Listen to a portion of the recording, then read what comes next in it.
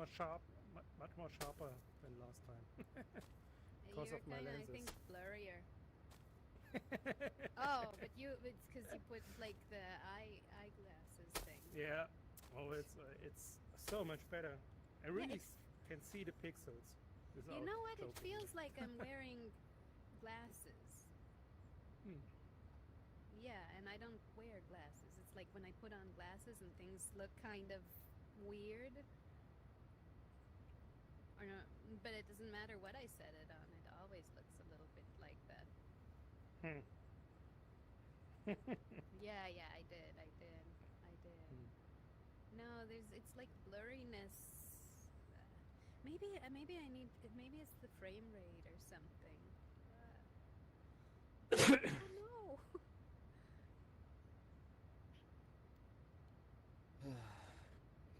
That's Yeah, the dial on the right side, right? Mhm. Yeah. Yeah. Hmm. But at least my palms don't hurt anymore now that I've been holding the controllers correct. Oh, better. That's good. Yeah, Yeah, it's not all things saver. are really that much. Okay. My HTC Vive, it's so much better. So it's can't You guys are good to ignore go? this God ray Yeah, thing. but I had an Oculus I sent you Rift, both so that the was like tweet. I think If I you like tweeted it. tweeting it, It's not that much Yeah, just better. putting it out you're a there. pro. You guys are Can you pros. guys hear me? But the POV should be much better, right? Like the FOV, yeah, the field of view. Yeah. I can't tell the difference. I mean I can't. Then maybe because I don't remember. No, I don't. I've not gone to the Rift since. Yeah.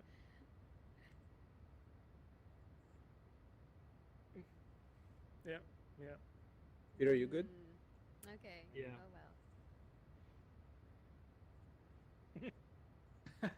What's up with this guy? Right.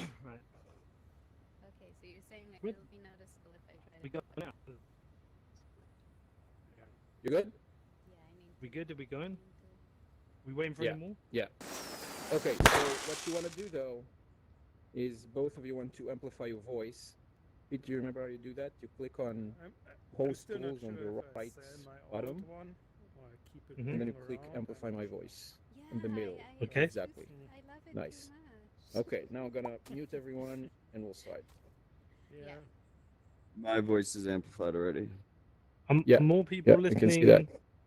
Or is this it? Is this we got 12? Yeah, 1, 2. this is it, and we have the video streaming outside so everyone can see that. Hey guys, hey everyone. Hello. Okay. So, my name, this guy in the center is Udi Wertheimer, in case you don't know. The people next to me are they're just people, they're just throwing props around. Don't notice them, they're not important.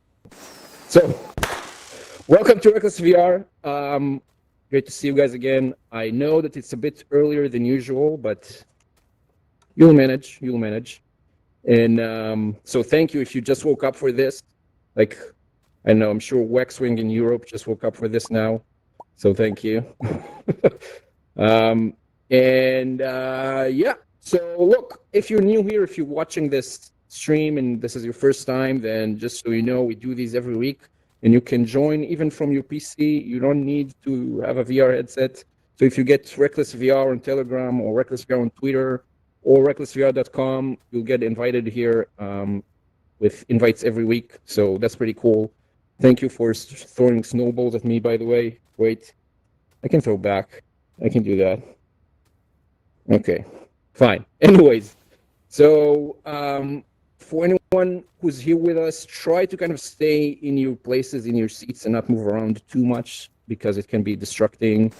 And I guess that's it. So today we're hosting the XPUB Wars debate. Guys, can you stop shooting for a moment? Sorry. Woo! Okay. Because for dramatic effect, I wanted to say, like this is the XPUB Wars debate, and then shoot the missile, then shoot a rocket. But now it's like, it's been a rocket. Yeah.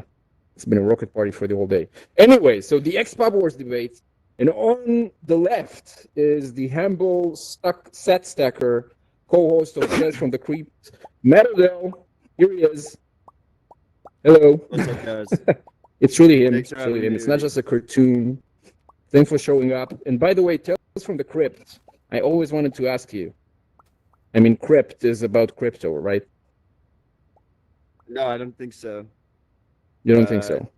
You have to ask Marty, but because he was the one The who crypt- came up with the name. But it's I mean, the more of a crypt. play What on else could be the? What could the crypt I be? mean, It's not Crypt is like crypto. the dead bodies. Yeah, Is it? exactly.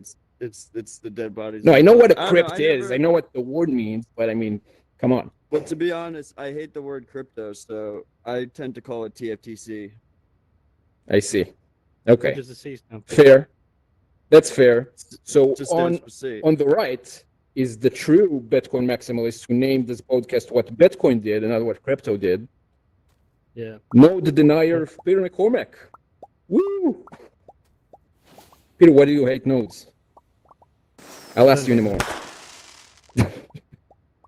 Okay. So just to recap, a while ago, I don't know what this was, like 2 or 3 weeks ago, Peter asked on Twitter, "What's an XPUB?"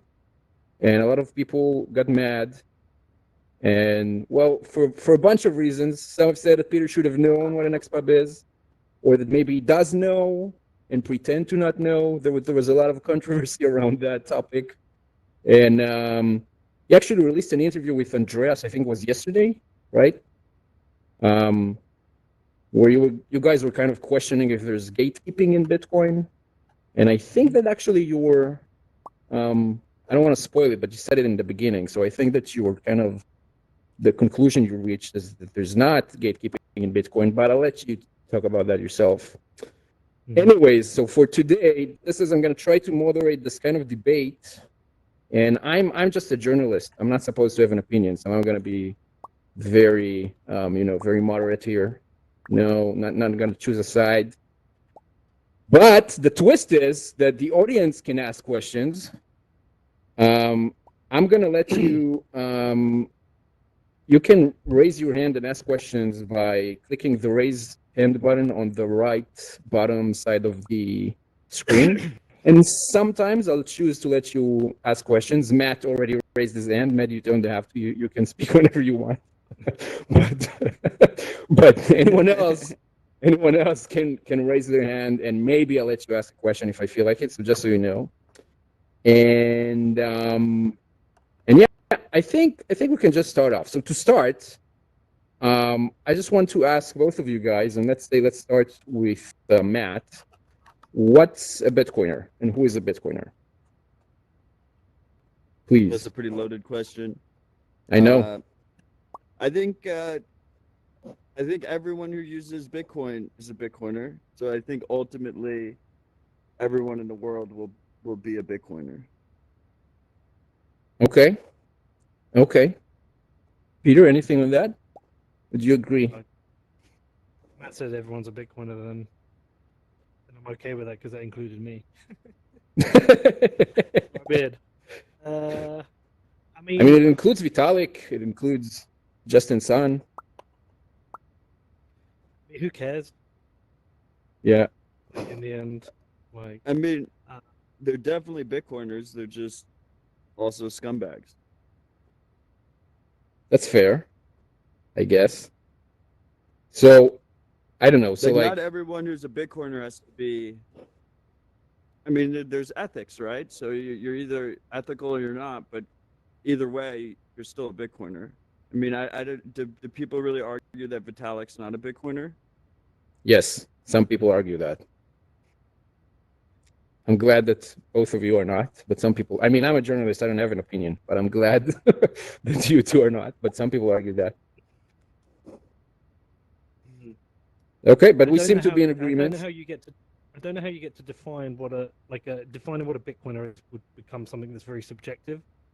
And I think if any attempt was to do it, if there was any attempt to make it, I think it would become narrower and narrower, and then you would get factions of people who say oh, I'm more Bitcoiner than you because I do X, Y, Z, and then it just becomes it just becomes like a smaller and smaller clique that becomes less influential and less important. That's what I think. Yeah. Well, I mean, it's there's hard. different It's hard. levels. There's different levels of being a Bitcoiner. Who says? What are the levels? But like, I would push back against any kind of like official, classification or something like that. But I mean, there's clearly people are the amount of effort and time that they put into learning about Bitcoin and using Bitcoin is varied, right? Right. Probably. Yeah. But does that make them more or less of a Bitcoiner? What do the levels mean?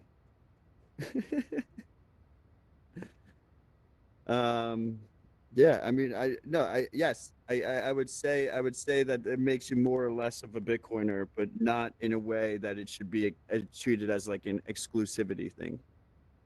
Just really it just just about is what experience. it is. What? So talking about experience, like some programmers are more experienced than other programmers, and some football Right. players more experienced than other football players, and you learn more. And, yeah. Okay. It's fair, but some people use Bitcoin as, as whatever. They use Bitcoin because they need it for payments, or they use Bitcoin because they use it to save or to as some form of investment, but they don't care about it. They don't talk about it on Twitter. They're not fascinated with it. It's just a tool that they use, and they don't care about the Twitter wars. They don't care about which wallet is good and which wallet is bad. They don't have an opinion on Samurai versus Wasabi. They don't have an opinion on blockchain.com or Coinbase. They just don't care. They care about Bitcoin as a thing. Again, I'm saying this as a journalist who doesn't care and doesn't have an opinion. I'm just subjectively saying that. So why? I mean, what's to like? Are they Bitcoiners? Are they lesser Bitcoiners? Is the fact that they invest less time in learning about it, does that mean that they're, I don't know, what are they? Are they less important? Do they not get a seat at the table? Do they not decide, not choose?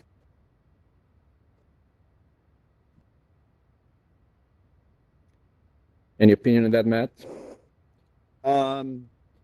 I don't think this is a productive.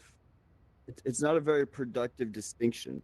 They're obviously Bitcoiners, right? When you have distributed networks, protocols like Bitcoin, there's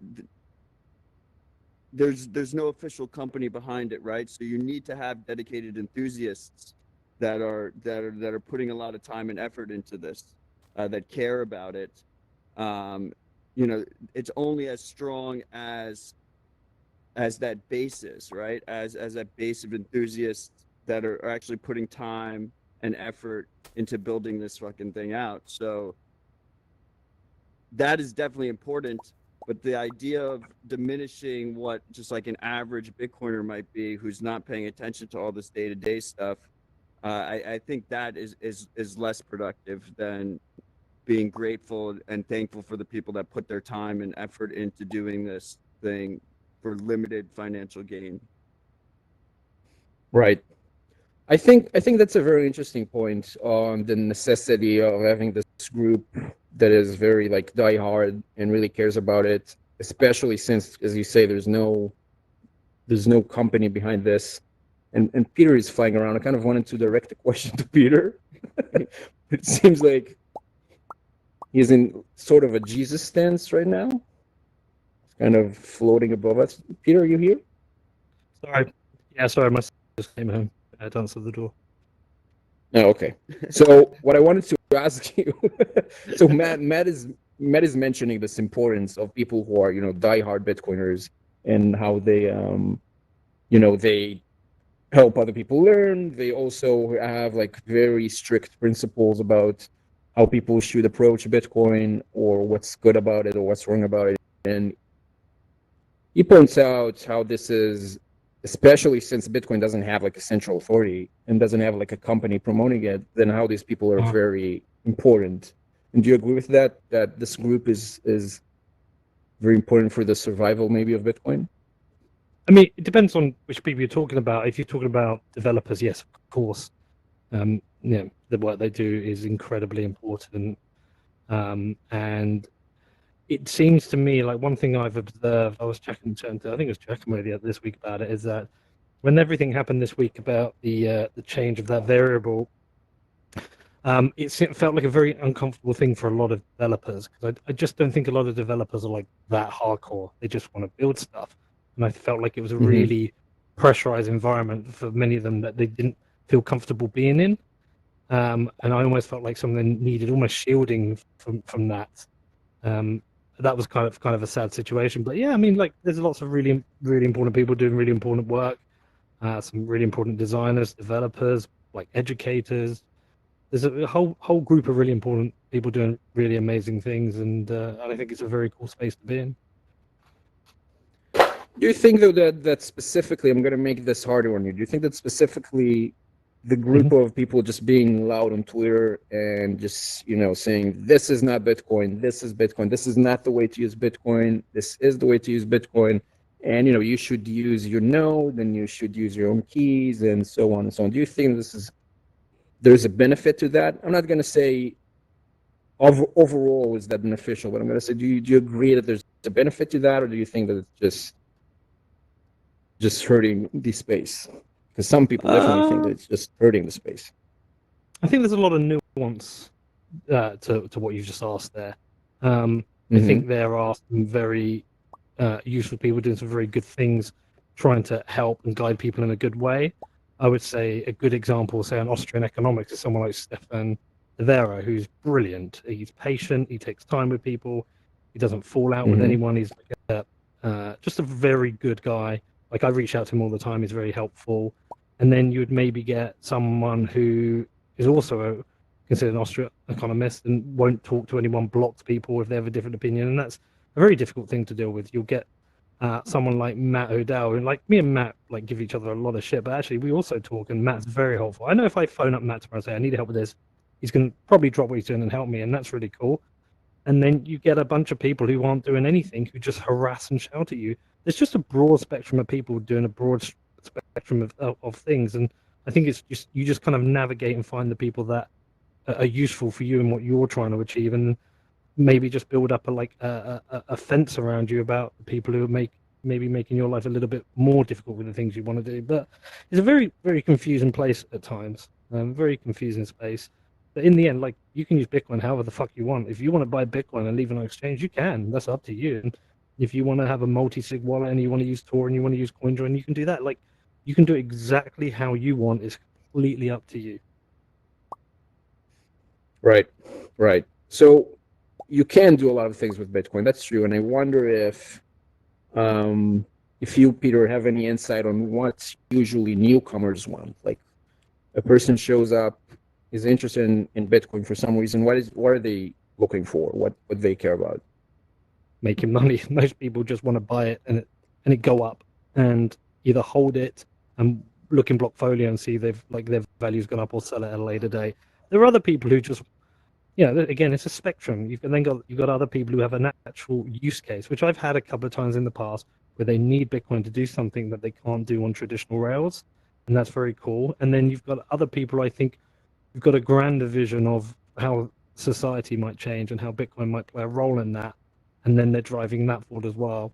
But I think there's just a range of people coming in with like a range of use cases or things they want to see happen. And I think what happens is sometimes there's a blur across those. Like, there may be some people who just, who want a downfall of the state and they want to live as Citadel and march around with their AR-15, and they expect somebody who just wants to buy Bitcoin and make some money, who's happily living within the state, they want them to be the same. And then maybe, I think that's where some of the lines get blurred, is that people have just different outcomes and they have different kind of things they want from life.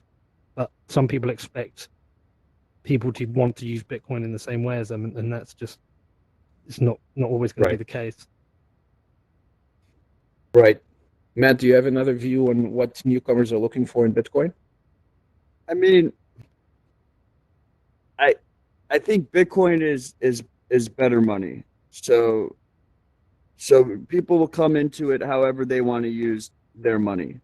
But what I focus on is the individuals who are coming to Bitcoin looking for sovereignty, looking for personal responsibility. And to me, that's what it's all about. Like I not gonna lie, I would love to get rich off of this shit. My thesis is that I will make a lot of money off of Bitcoin, just holding Bitcoin as it appreciates with adoption. But really, at the end of the day, this is a societal movement towards more personal responsibility, and that will always be the more difficult path and the more difficult option for people to take. There will be plenty of mainstream users who are just using custodial, regulated, Cash App like services. But to me, they're mostly irrelevant. That is just something that will happen. But to me, that isn't the movement, and those aren't the people that I think those aren't the people that are listening to Peter's podcast or my podcast. I mean, what type of person is, doesn't care about those kind of aspects, but they're listening to hours and hours of Bitcoin specific content? Like, is there that much overlap there of a user who doesn't want to at least improve themselves, to try and learn how to be more personally responsible and take control into their own hands? So I'm just a journalist. I'm not supposed to have an opinion. Peter, do you agree that most of your audience is this type of people? I think where it gets murky, where like the kind of gray areas is like, I agree with pretty much everything Matt said there. Yeah, a lot of people want better money, and maybe they come in for number go up, and then they learn that this is a better money, and then they go down the rabbit hole and blah blah blah. Or maybe they come in because they've for whatever reason they just go down the rabbit hole and learn. But I think the gray area is the people who is there are people who want better money, and then there are anarcho-capitalists. And I think some people, not everybody who comes into Bitcoin wants an end for the end of the state. They just want a better state. And whether that's whether that's possible or whether that's naive is a different point. But I'm not sure everybody wants like complete end to the state, complete. Always prepare for what that means. And I think that's where it maybe gets a little bit murky. Is like I think I try and navigate that kind of nuance of, like what is the reality of that kind of like no state solution that people talk about. And I've still never got to a point where I think, okay, I can see how that's going to work. Like I can see the utopian vision, but like the reality of it, I think gets a bit tricky. So I'm totally with Matt on the better money. Every time I go down that kind of like either libertarian or like anarcho-capitalist, I kind of get a bit lost in how you actually get there and what it actually means. And do you think, Peter, that this is you, or this is your audience, or is this both that feel like kind of lost in the whole libertarian thing? Yeah, I always make the content that I want to make, and I always share what my views are and how I feel and what I'm navigating. What I do get is a lot of, like Matt will know this because he's got a podcast, I get a lot of emails and DMs, and there's a lot of people who share it, or they'll challenge me and they say, look, I like what you're doing there, have you thought about this? And that leads me to go, okay, I think you've made a good point, I'll make another show about that. And I think what will happen with Matt is that he'll have a similar thing. A lot of people that listen to his show will share his point of view, and I think people are drawn to the people they feel more aligned with. Like I think there's plenty of people who will be really aligned with kind of the content Matt produces, and therefore enjoy his show more and enjoy the route that he's going down. I just think that's what happens sometimes. Right. Yeah, that makes sense. I mean, objectively, I will say that makes sense. So, as a journalist, I'm going to open this quickly. I'm going to continue in a moment, but I'm going to open it quickly for questions from the audience. Please ask a question. Don't just make a statement, because then I'll mute you. So we have a question from, well, this is a great name, by the way, from Eat Out from 5 Pounds. So go ahead, man. Sure. My only takeaway from this discussion is that you're both content creators coming from like different perspectives. I'm sorry, can you hear me? Yeah. Yes. Yes. Okay, so I'll repeat my question. The only takeaway that I'm getting so far is that your content creators in the Bitcoin space, looking in and coming from different directions. So maybe I can get a better idea, or maybe I can be more interested in the conversation by asking this question. Under what conditions would you just stop making content about Bitcoin? When you would you become completely disinterested in the subject? That's a good question. Want Do to you take wanna this go first? Matt? I mean, my plan is to go fast and hard and hopefully foster a situation where more people are making educational content, more people are making Bitcoin focused content, so then I can fade into irrelevance and leave the space, leave the visible space. And one thing I noticed is when I first started recording podcasts and when I first started just putting out content out there, there just really wasn't that much Bitcoin focused things. Everything had a shitcoin tilt to it, including Peter's podcast.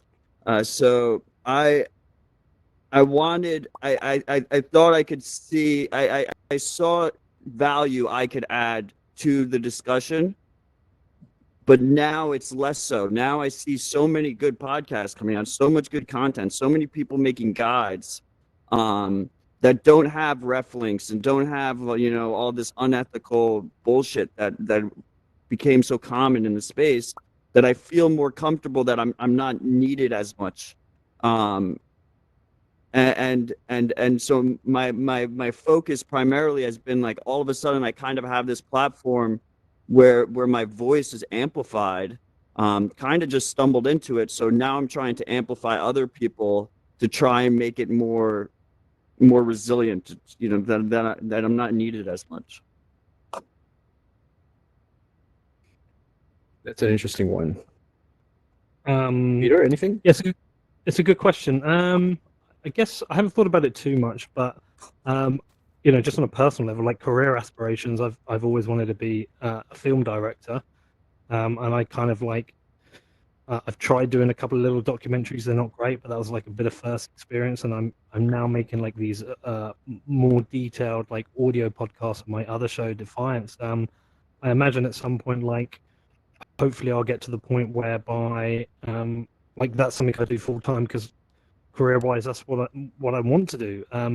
And I would expect that as this space grows, that bigger companies will start covering it better, or other people will start growing. And and it's a really hard thing to answer, because there's no plan to not do it. But I can see a scenario in the future where I'm not, because I'm doing something else. But I don't know what the steps are for that to happen. Yeah, it's a tough one to answer, actually. Right. Okay, thank you for that question. And Peter, just by the way, that show Defiance, did you choose the name because you want to do shows about DeFi? Is that a reason?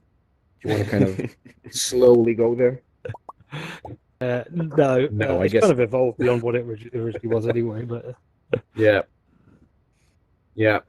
Okay. I'm gonna continue. We have another question waiting, but I'm gonna wait with that. And guys, you can always click the raise hand button on the bottom right of your screen if you have anything to ask, and maybe I'll let you ask. Who knows? Maybe not. We'll see. Okay, so back to where we were. Matt, I was wondering, let's say someone shows up and asks you, some no coiner, maybe they saw you on Twitter and they say, well, Matt knows his shit, or maybe they're a friend who's looking into Bitcoin. And anyways, they're reaching out to you and they're asking, I'm interested in Bitcoin. I want to buy some. What do I do? So what are you going to tell them? How do you become a Bitcoiner? Or how do you buy your first Bitcoin? Well, it depends on who the user is. Usually, let's say it's a non-technical person. Usually, what I tell them is, I usually ask if they have Cash App installed on their phone already. If they do, then I tell them, you can buy a small amount over time, dollar cost average in, stacking sats, as we call it, set it to auto buy, and treat it as an investment is what a lot of people in that situation, like when you're like first kind of trying to, as Peter said, a lot of these people, they come in, they're thinking about it for the money. They're thinking about it for the speculative gains. They usually say to me, I want to get this shit coin and that shit coin and this and that and all this stuff. So it's like trying to hemorrhage that kind of pain before they actually experience it. And I tell them, try and ignore that and focus on Bitcoin. Then, depending on who the specific person is, I give them the KYC talk and I give them the privacy talk. But sometimes what I'll do is I'll just wait and I'll be like, let them like swim around on their own for 6 months, 8 months, and have them come to me when they're ready about that. Like usually, at least with people I know outside of the Bitcoin space, I try not to really be pushy or anything about it. I figure they know I'm like the Bitcoin dude, and when they're ready, they'll come to me and ask me questions. And I almost know they're gonna receive bad information and all this stuff in the beginning anyway. It's like it's pretty hard to enter the space and not get burned. Right. So if you're saying for most people, you will not even tell them about KYC and about mixing and about all this stuff and even using their own keys, right? At least in the beginning. I mean, look, when it comes to privacy with people outside of the Bitcoin space, it's already a chore getting them to like install Signal on their phone. You have them not send me just text messages in plain text and completely out there. So you gotta pick and choose your battles. And it depends on what type of person I'm talking to. The thing is the majority of people that'll be receptive to using your own node, free open source software, all the different privacy nuances. That type of person isn't the type of person who I would get into that intro conversation with, right? Like that's that's someone who's already pretty much orange pilled, even if they don't know it. They're at least red pilled on self-sovereignty and personal responsibility. Right. If not Bitcoin. Well, Well, I kind of get the impression, Peter, that you're gonna agree with all of that. Kinda, yeah. Yeah.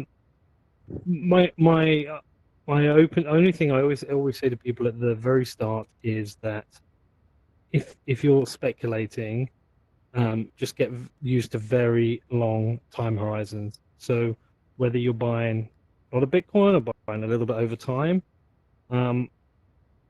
start thinking in like multi-year cycles. And I always say, look, just so you're aware, I have no plan to sell any Bitcoin for the next 10 years. That's my cycle.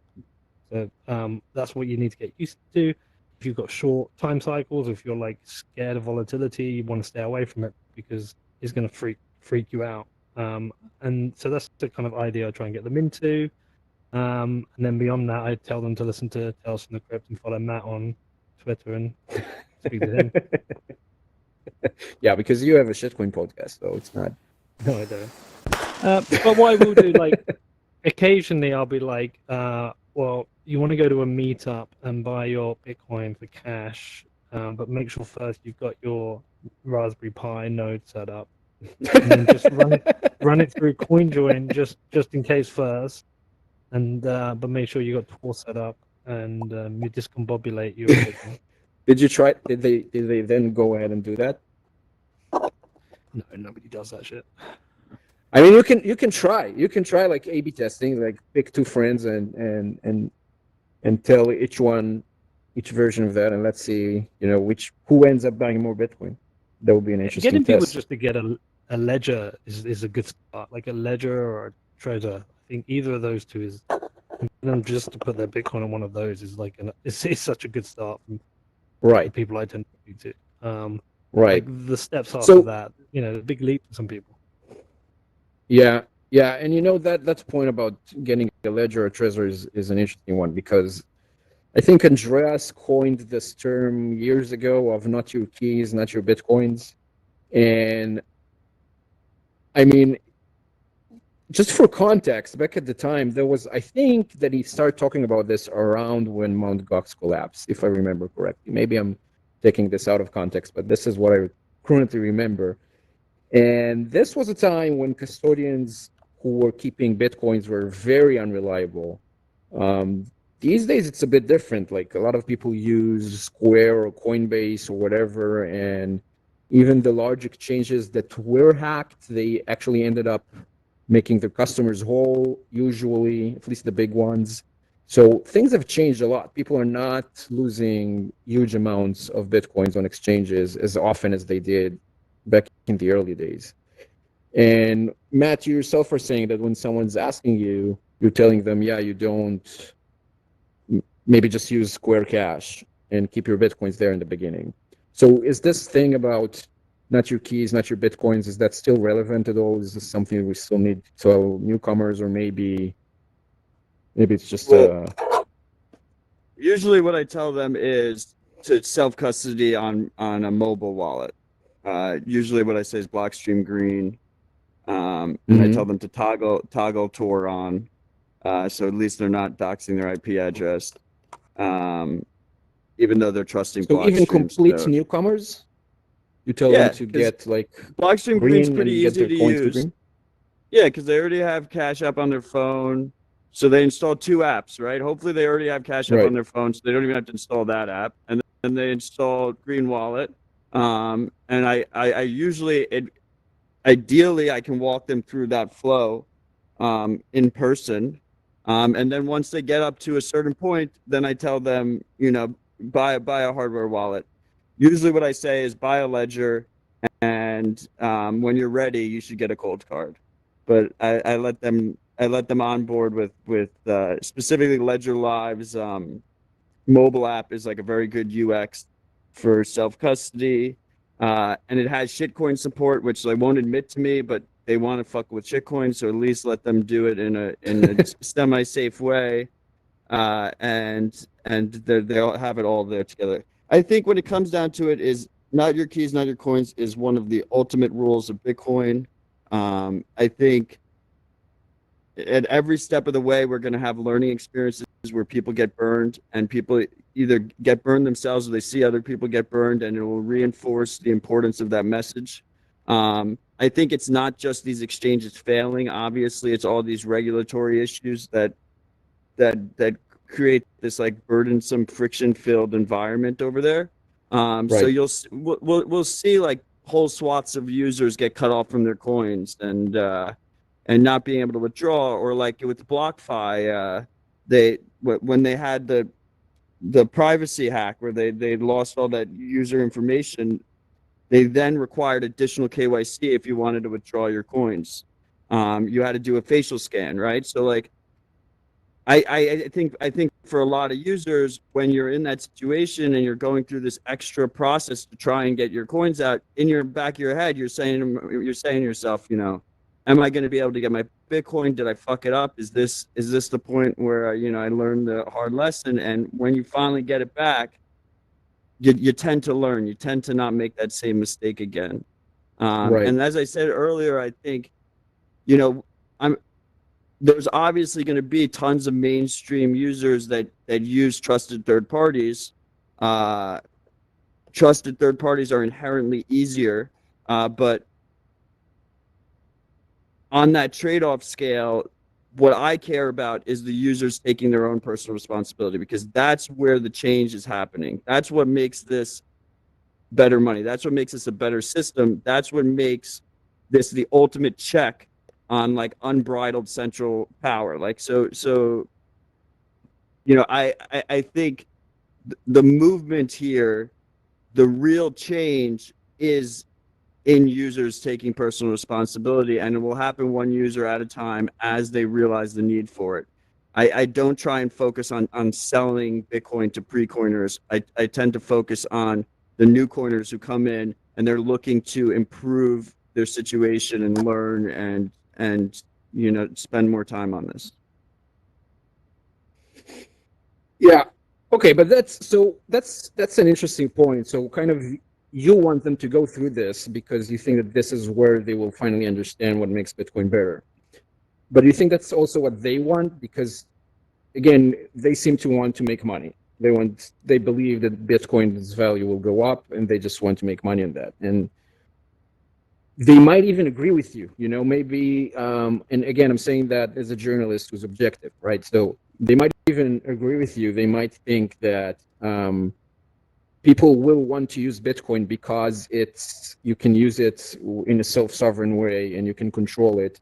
But they themselves don't care about that at all, maybe, because they own stocks and they own bonds and they own boats. I don't know what they own, and they're okay with those things being in other people's control, and they're okay with their Bitcoins being in other people's control too. They just want to be exposed to the upside because they think that maybe other people will use it for its censorship-resistant qualities.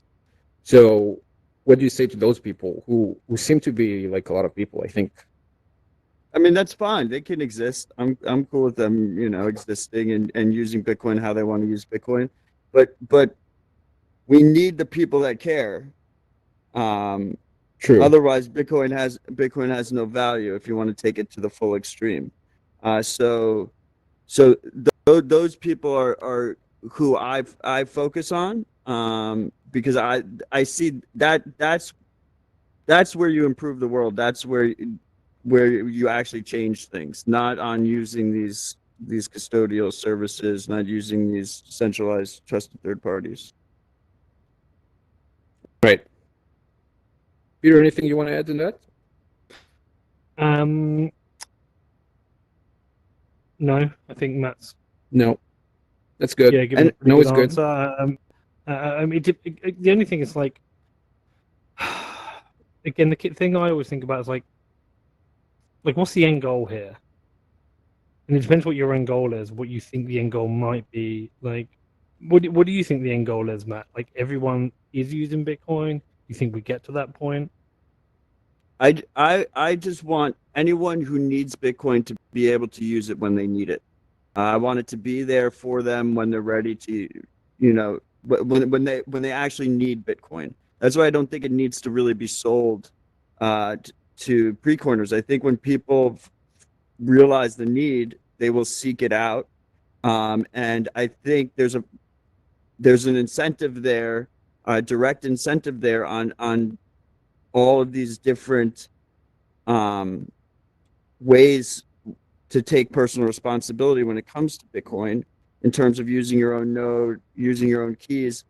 There's a real direct, like, if you want the censorship resistant properties of Bitcoin, if you want ultimately the store value properties where it's harder to seize and harder to block, you're going to seek out these ways of using it in a more sovereign way. Like, you're gonna look for it because you need it. Right. So that's the end goal, to be available to people who need it. Yeah, like we just had this story out of CoinDesk. Belarus is basically kind of in an open revolt right now, and they're blocking all financial payments in and out of the country. All digital financial payments, but they're also seizing cash at the border when people try and smuggle it in. So those people in Belarus, they need it right now, and they can go seek it out and try and figure out how to make that work for them. Because all of these enthusiasts, all these people who are dedicated, who are devoting their lives to building this shit out, have it ready for them when they need it. They didn't realize they needed it, but when they figured out that they needed it, then they sought it out. So that makes sense. I think that's actually amazing that they're able to do that. And I see your point on how people who are kind of principled and focus on those self-sovereign principles are helping Bitcoin be available for that. But also, don't you think that people who are just buying Bitcoin, storing them on Coinbase or whatever, aren't they also helping this happen because they support the price, they help popularize this as an investment, they talk about it? I mean, don't they have a role in the survival of Bitcoin too? Sure. Just at all different levels, right? Would you say, Right. Matt, like for example, the mass adoption of Bitcoin as a hedge against inflation or a speculative asset actually is very helpful to the more kind of niche use cases, such as what's happening in Belarus right now, because there are the incentives to build it out in a better way. There are people willing to invest in supporting developers. There is liquidity. There's a bunch of benefits that we get from the casual users as well, which is probably the majority of the use case now is like speculation, right? But that creates liquidity. That 100%. I mean, And you need to pay. We need to pay the miners too. We need this bearer token to have value. If the token doesn't have value, then the whole security premise of the network, falls on its face. Absolutely, and like you said, it increases liquidity, increases access, maybe kind of regulatory resiliency. But you have to realize that coins held on in a custodial third party, like that could change really quick in terms of whose coins those are if your country takes a turn for the worse. So there's obviously different levels. Like I think you have like,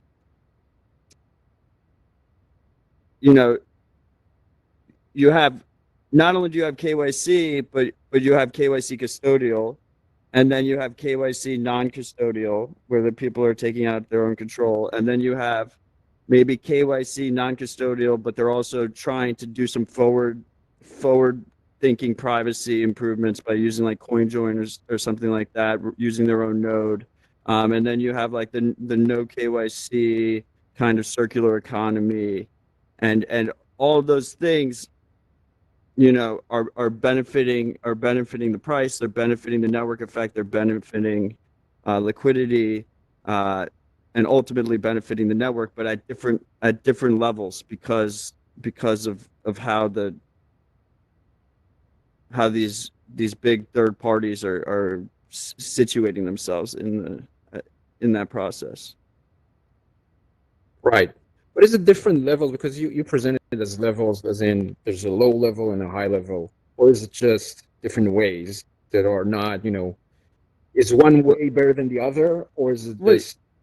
It's like extreme. Let's go to the extreme, right? The extreme is you buy GBTC, and Barry Silbert is holding onto your Bitcoin for you, and you can never take custody of it, right? Yeah. I think that is clearly doing less to support the network than if you're just stacking every week and you're taking self custody yourself. Would you hard say, to Matt, like it's a pinpoint negative it, for the right? network?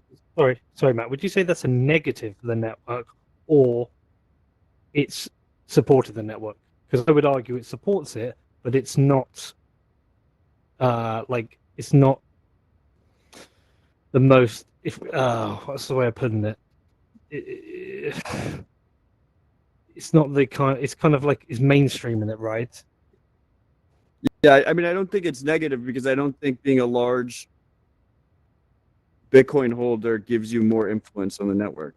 And that's one of the key aspects of Bitcoin, right? Now, if you imagine a theoretical proof of stake system that had a GBTC-esque kind of fund just gathering more coin supply, then you could have some real issues on your hands, right? But with Bitcoin, I feel like it's more those individuals are taking that risk per their profile, whatever their risk profile is, by buying GBTC. If it fits them, it fits them, but it really doesn't hurt me. Yeah. Right. I want to press on that a little bit because I think there's a difference between two possibilities here. One, like naive option, is that we have only this single extreme of GBTC. This is like the only custodial in the world, and you can either own your own coins or you can put them in GBTC. And then I totally get the argument that says you kind of support the network more if you don't use GBTC. That makes a lot of sense to me.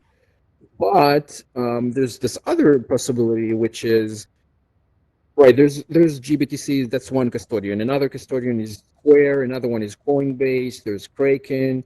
There's like all the way to the other way. There's like the small Asian exchanges. There's Binance somewhere in the middle. You have like a lot of choices of custodians that you can use, and people choose different custodians. So some people prefer GBTC. Some people prefer Binance.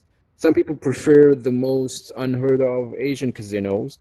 I mean, some people want those, and what you end up with is a network of different custodians who are not all affected by the same regulatory body. They're not all affected by the same government. They're not all affected by the same security vulnerabilities. They each have their own set of risks, and people choose all of them. So you could say, okay, if we have a group of 100 newbies and they will choose, to put their coins in 10 different custodians, each with their own trade-offs, then is it really that different from each of them just holding their own? Because you get the same diversity benefit of having multiple regulatory bodies and so on. So is it really that bad?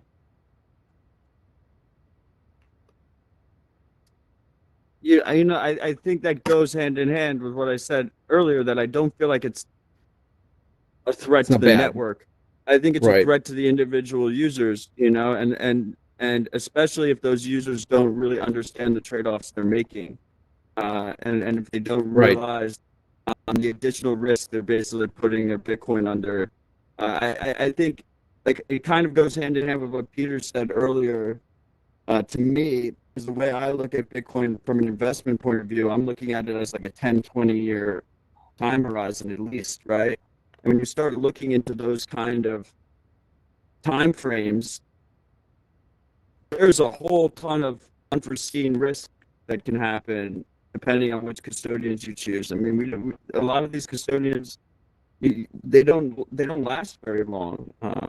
Maybe that's changing now, but like there's so much additional risk there that you can remove from the equation if your goal is just trying to accumulate Bitcoin and have it as long as possible.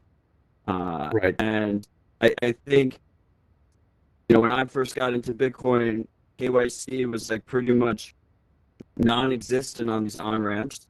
And people kind of took it for granted. They just assumed that was always going to be the case. And now pretty much every single on-ramp has KYC. And I kind of think that that's what we're going to see happen on self-custody. I think there's going to be a phase here where it's going to become harder and harder to self-custody your own coins, because not only regulatory reasons, but I think companies are just going to choose to go that route. And we kind of see that already with services like Robinhood and Circle, where they don't even give you the option to withdraw. So from a straight security point of view for the exchange, it's way harder to get hacked if you don't allow any withdrawals whatsoever. So I think people will dude, it's going to become more of an issue when we start seeing it become more difficult to self-custody, and I think there's going to be like a dark period there for like 5 to 6 years, depending on where you live. Right.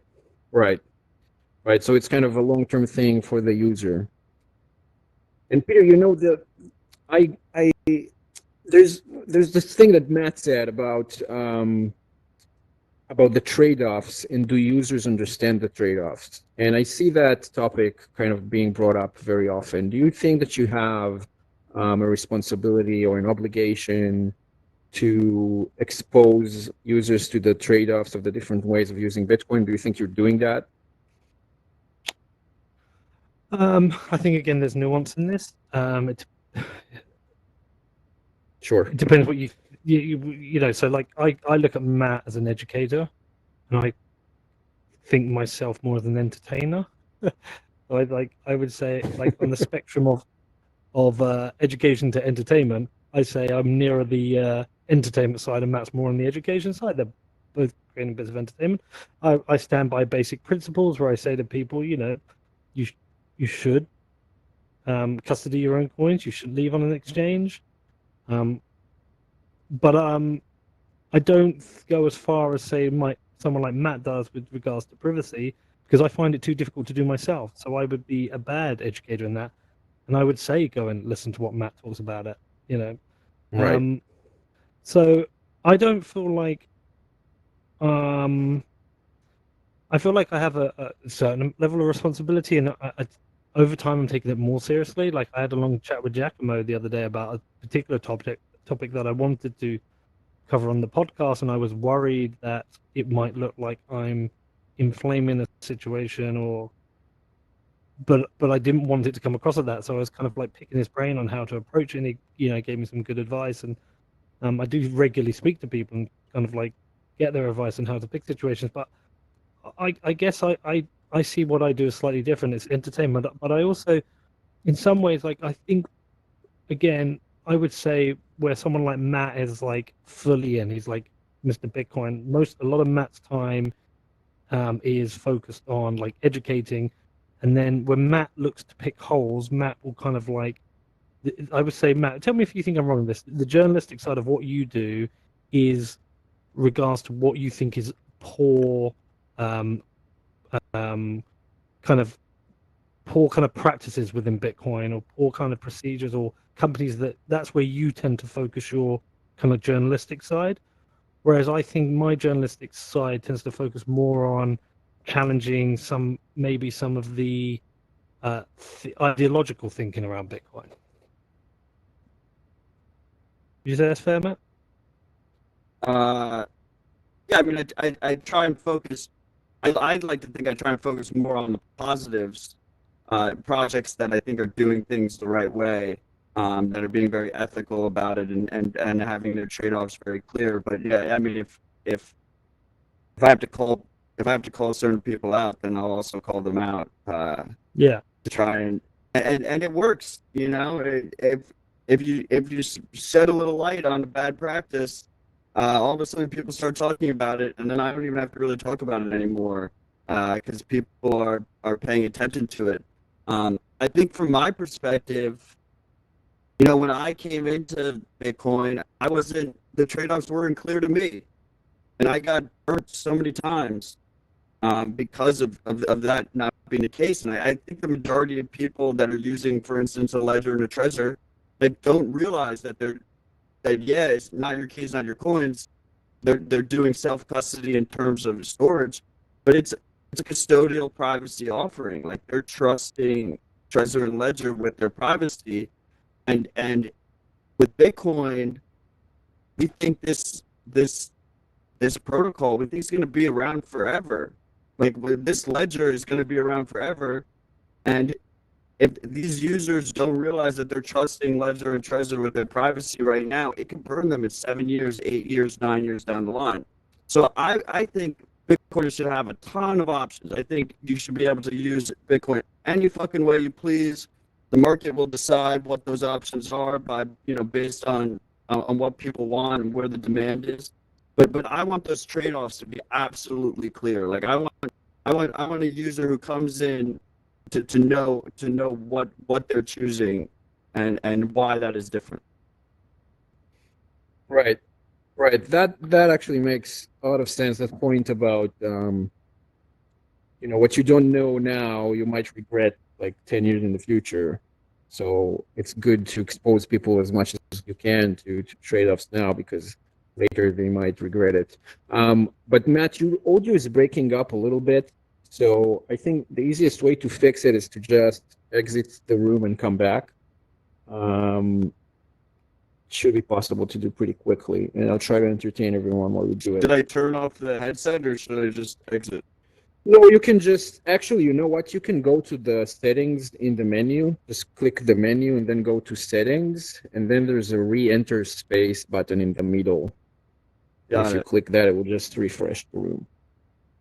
Okay. Peter, anything bad you want to say about Matt while he's not here? I mean, it's full of shit. Yeah. I mean, I kind of regret inviting him here. I mean, oh, he's back. Oh, yeah, he's such a great guy, Matt, we were just talking about someone else. Matt's such a great guy. I think one of the things on privacy as well. So, whilst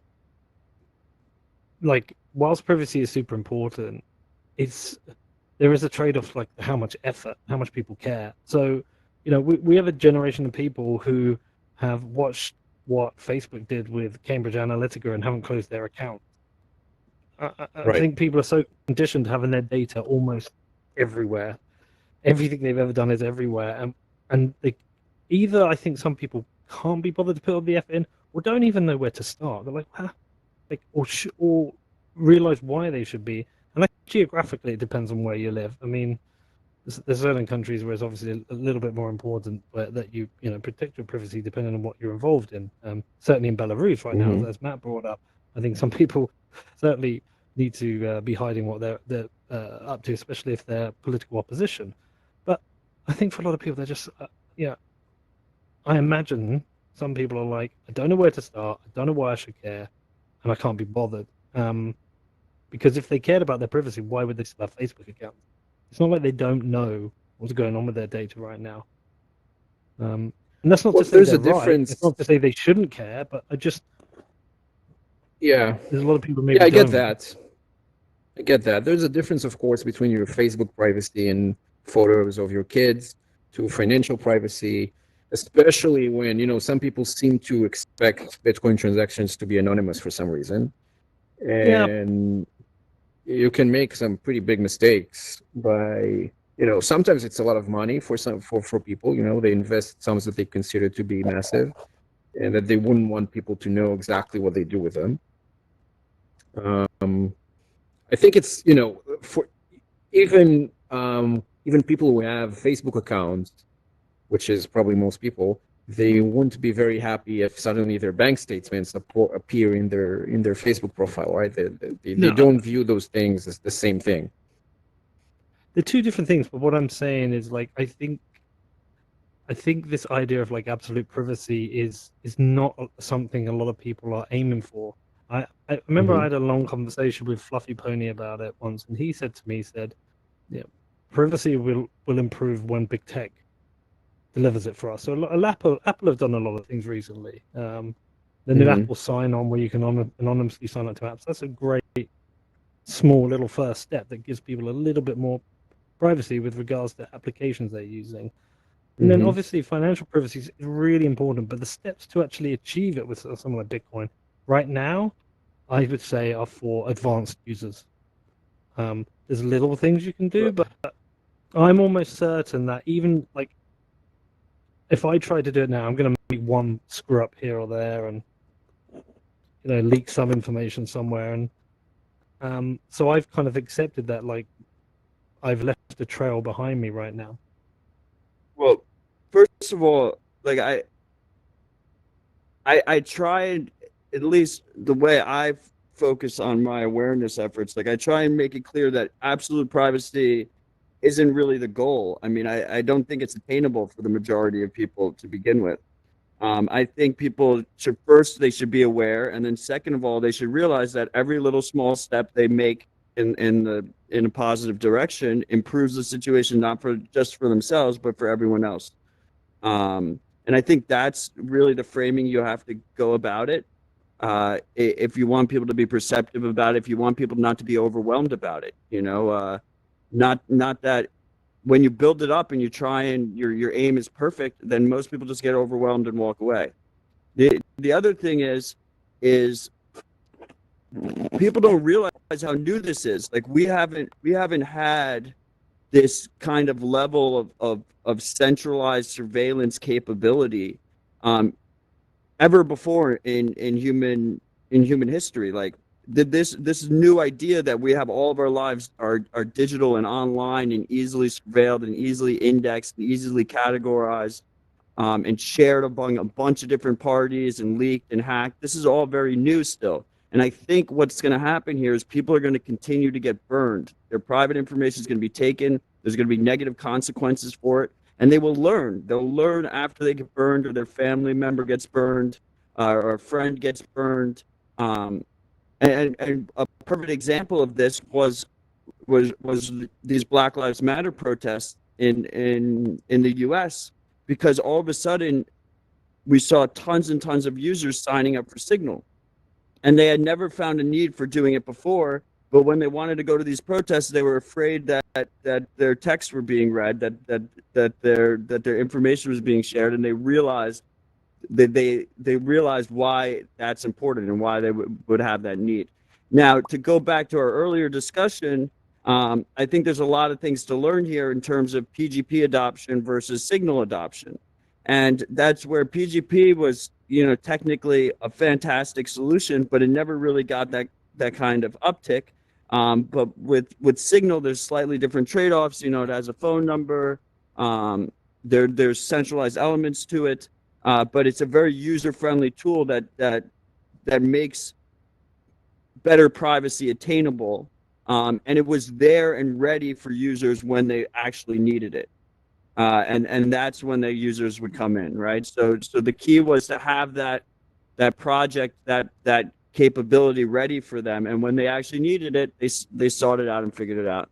And then last but not least, like, just to go to a great personal example about people getting burned and realizing, why this stuff is important, is I had a freak send me a small tip for, he was like, I want to buy you a beer because I appreciate you. And he sent me a small tip. Needless to say, he didn't know what coin control was. He never thought he had a need for privacy. All of his coin was in a single UTXO. So when he sent me the $5 worth of tip, he exposed his full wallet balance to me. And right. I looked at it and I told him, I was like, I know exactly how much Bitcoin you own. And it scared the shit out of him, and now he's going to take his privacy more seriously. He might not be perfectly attainable, but at least he sees what's at stake. And he'll try his best to improve the situation. Yeah, that's a good story. That happens a lot. It happens even more often on Ethereum because they don't even have UTXOs. So they all have everything stuck in the same place. Someone sends you 5 cents in Ethereum, their entire investment history. It's great. All of the tokens, all of the ICOs they bought into, it's great. Okay. Sorry, no more Ethereum talk today. That's it. Okay.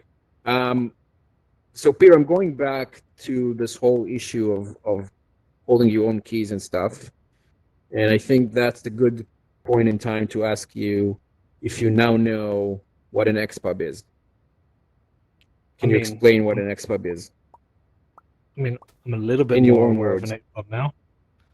Can you explain, like, in your own words, what it is? Wait. It makes me very nervous. I'm like, right, if I don't get my exact wording right here, and Hans is going to be sat there writing a fucking meme on Twitter, blah, blah, blah, blah. Look, I went through it with Andreas. Andreas taught me through it, but a bunch of people already taught me through it and explained to me, this is because what was quite interesting is up on my website, I've got a tip address, and that address has stayed permanent, the exact same address the whole time. The website's been there, so people can see, obviously, the total number of tips I've had and what's happened at that address. And I didn't realize, it never crossed my mind that was an issue. And so one of the things I talked about with Andreas is that if I use my XPUB, I can, obviously I'd have to use a different service that would generate a new address from each time, but at least each time that would hide the balances on that address. And that was something that he explained to me, something I could do. I was like, okay, so there's something I need to do with that. But the wider point with that is, like, the XPUB thing is like when people lost their shit with it. Let's just go back a step. It was never something that had come up to me that I was aware of and I should use. And when people are like, "Oh, you should know this already." Like, there's top podcasters in this space who don't know what an XPUB is. Hey, Matt. Like, why would I have come across it? This is like my first question. Why would I? I think that an interesting point is that you didn't actually explain what an XPUB is. You kind of sort of explain one thing you can do with an XPUB. No, and I'll tell you why I'm saying this, because I think that a lot of people, if I'm going to ask them what an XPUB is, a lot of people got mad about it. I think they will not necessarily be able to give an exact, accurate explanation of what it is, because I it's can't give it is a I very can tell you what it technical does. implementation detail. Why are you on You know, fire, no, Matt? Is there a way for me to drop it without shooting it off? I didn't. No. I picked it up by Um, accident. I think. Can I just chime I in would- here, Pete? Let me help you Yeah. out a little bit. No, you don't I have to think- explain what it is. Like, the point is, that's like, not what I'm. That's not what I'm helping you out with. There's a couple things here to unpack. First of all, that comment I made on the podcast was obviously in good fun. I did not join in the pile-on that was happening on Twitter on you at all. Well, the pile-on I was didn't wrong. even pay attention to it. I think everyone should be willing to ask questions and learn and improve their situation. I think people should, be a little bit more humble here. There's tons of fucking shit with Bitcoin that I don't know. Every day I learn about something I didn't know before. None of us know it all. So we're all part of a process. I think Peter asking, at first I actually thought you knew what an XPUB was, and I thought it was kind of like a little bit of an engagement hack. Nope. But regardless, I think the fact that so many users don't understand the concept is a failure on all educators in the space. And I think one of the keys here is, like, I don't think a user should need to know what an XPUB is, but they should at least have a basic concept of, you have a view key, which is like is a privacy risk, and then you have a spending key, and then you have your secret backup words. And I think, like, that's a very good framing for people, and they don't have to know what an XPUB is, or an XPRIV, or a private key, or a public key. They have to have at least users that have personal responsibility, that are going to practice self-sovereignty. They're going to have to know these very basic underlying concepts with, like, how these wallets are working. Do they though? Because there are this new generations of wallet apps like Casa, for example, which really tries to hide a lot of the details from you while still allowing you to be your own custodian. So they're definitely not going to tell you things like XPUB unless you really ask for it, like really, really ask for it. They're not going to tell you because they don't think that's important for most users. They can tell you the view keys are in our app, but not the spend keys. They can. I don't think they go there. They could tell you that. I don't think. I mean, if you download the app, if you use it every day, they're not going to involve you with those details. That's what I'm trying to say. Sure, if you're advanced, you know what you want, you can ask, and maybe it's hides somewhere in the settings menu, but they're not going to involve you in that. Although, if you're going to use Electrum, then it's probably going to show you your XPUB pretty soon, whether you ask for it or not, because Electrum just throws everything at you because it's kind of built for more experienced and more expert users.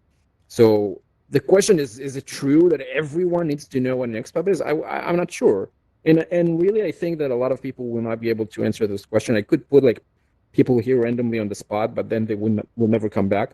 But I think that a lot of people will not know what an XPUB is, and to explain really fully what it is and technically what it is, because it's just not something that they dealt with before. So I agree with you on this thing about, yes, there's a view key and there's a private key, but even that is something that maybe some people never tried to deal with. I mean, there's going to be a whole slew of mainstream users that are not going to know any of this shit. They're just not my priority. And I think people who have a platform like me and Peter, we have to have a knowledge above a mainstream user. And I think the people that listen to our content, they consume our content, they are a step above a mainstream user. Like, like average, like the average mainstream Bitcoiner, they're not consuming. They're not consuming Bitcoin focused content, like constant Bitcoin focused content. Like, who is that user? That I don't know. person, Traders, for example, are definitely looking into content that's related to Bitcoin because they think it right? might help Okay, them that's trading. fine. Yeah, There are some people. I just Yeah. like, at least with my show, like the way I look at it is, I think the freaks are like the Bitcoin guys of all their different groups, right? And Mhm. they're the one who's is more obsessed with Bitcoin than everyone else. And I think that those people, like, they should be focusing on self-help and improving themselves over time, which is what I try and do. And I think that is what um, that is how the world has changed. Because if we all just sit around and not try and improve our understanding and improve our knowledge, like, we're fucked. Like, we're just, as a society, we're fucked. So I try and focus on the people that are trying to do that rather than the people that aren't. But the people that aren't are going to exist. Of course, they're going to exist. They're just useless to me. I'm glad you added it to me. I thought you were just going to say they're just useless. Then that sounded funny. But of course, I'm a journalist. I don't have an opinion. I'm not supposed to have an opinion. So I'm just journalizing here. Journalizing? Journalisting? I don't know what's the word I want to say. By the way, I'm seeing people throwing out like a raise hand emoji. So just so you know, if that means that you want to ask a question, then you need to click raise hand on the right bottom corner of your screen, and then I can allow you to ask a question. Like Matt did just now, but Matt, you don't have to ask anything. See, so we have Andrew here throwing the emoji, but I can't let you speak, Andrew, unless you click the raise hand button in the bottom right corner of your screen, just so you know. Okay, I'll go on. So, well, I guess maybe the last thing is about full nodes, and that's always an issue. So, is it harmful, Matt, to tell people that full nodes are difficult to use?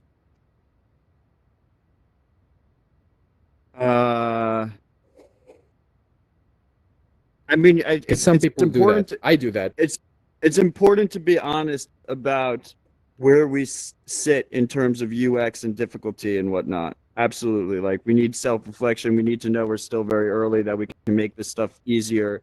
But I think at the same time, it's important to also show people not to be too overwhelmed about it. Like, I think people think, for instance, setting up one of these Pine nodes is more complicated than it really is, even though we're still pretty far away in terms of UX, in terms of trying to make it like very accessible. But then if you talk about something like Spectre and Core, which I'm like super bullish on right now, I mean, I think we're very, like, pretty much anyone who's listening to a Bitcoin podcast, I think, like, if you can, I mean, you were talking about traders, like, if you're a trader and you can figure out how to install a VPN and use BitMEX, like, I think you can figure out how to install Core on your computer and install Spectre. Like, it's accessible to you. You just need to put a little bit of effort into it. But we absolutely need to be self-reflective on where we currently stand. I mean, and especially with privacy, I talk about that all the time. It's just like, from a UX point of view, it is really fucking difficult right now. Right.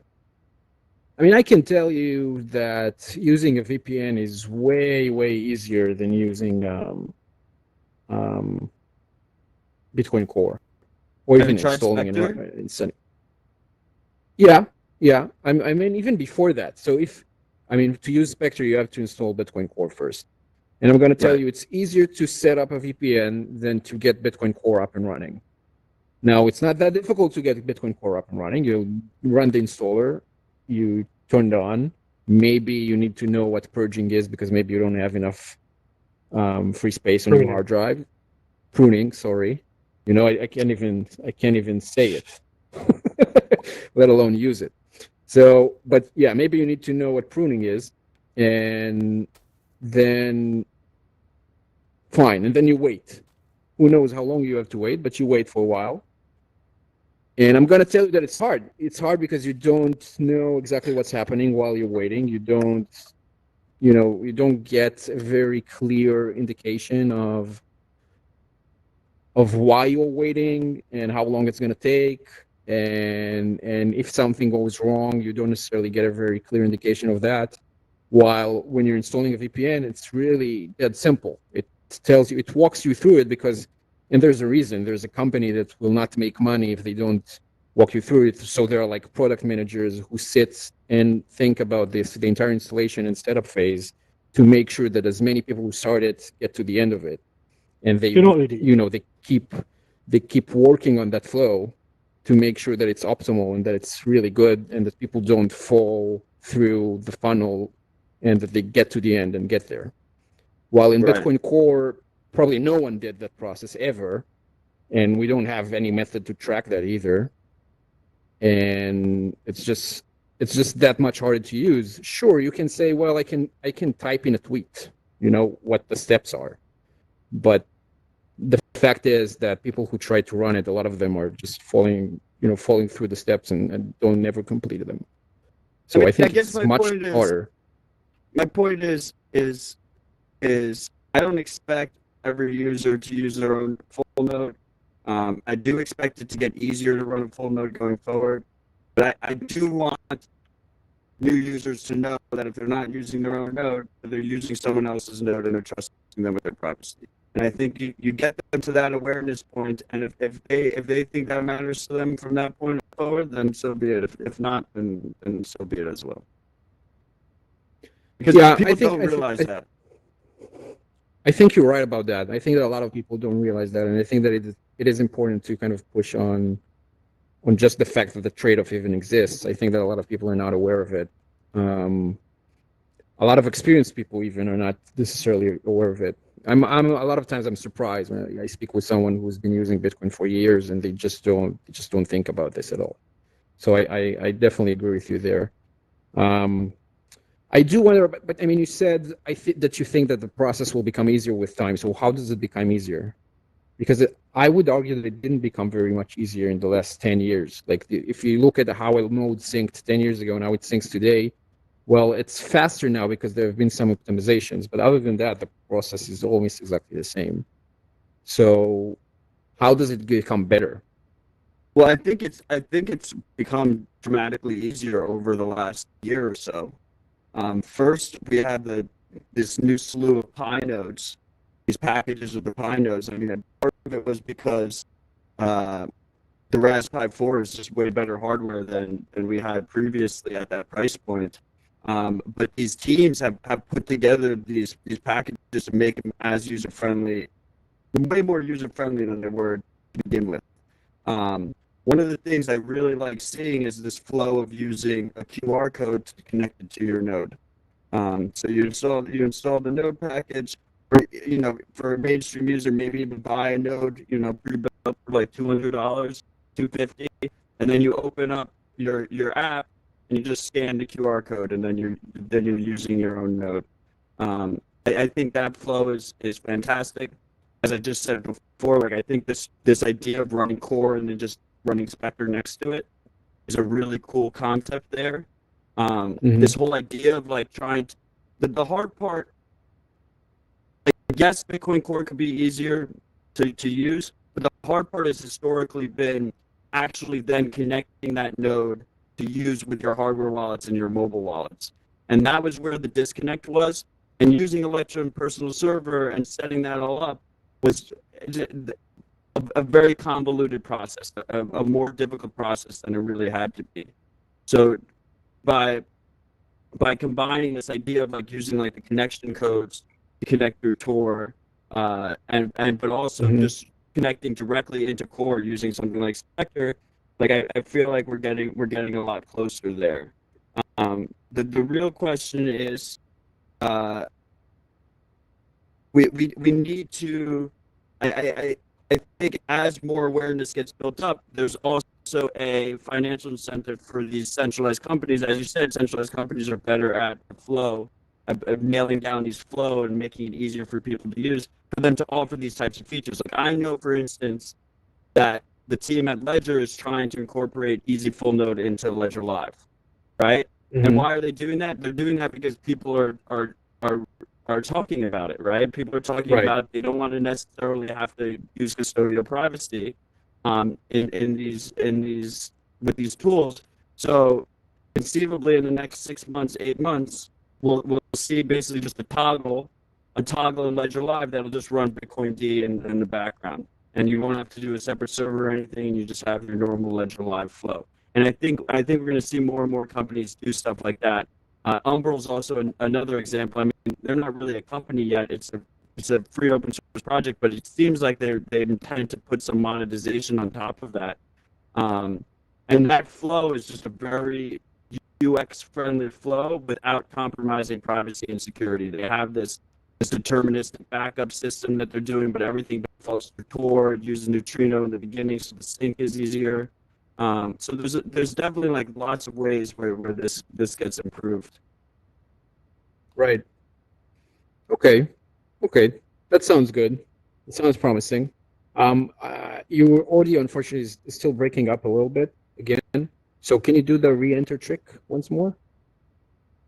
And I'll bug Peter for now. Okay. So Peter, do you agree?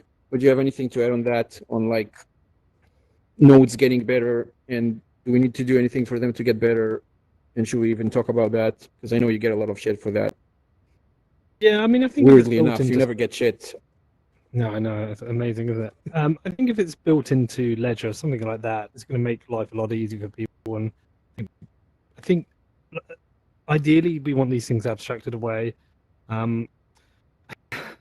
It's like, as Matt talks about that, one of the things that stands out to me, where he talked about, well, you can run core, but you can also use Spectre, and there's Neutrino, and yeah, there's a Raspberry Pi. Like, there's a lot of stuff going on here, a lot of concepts, a lot of products, a lot of tools, and it's just, I think, quite overwhelming for some people. Now, if you really care, like if you're really into it and you really want to, of course you can go and find all of this out. Of course you can go and do it.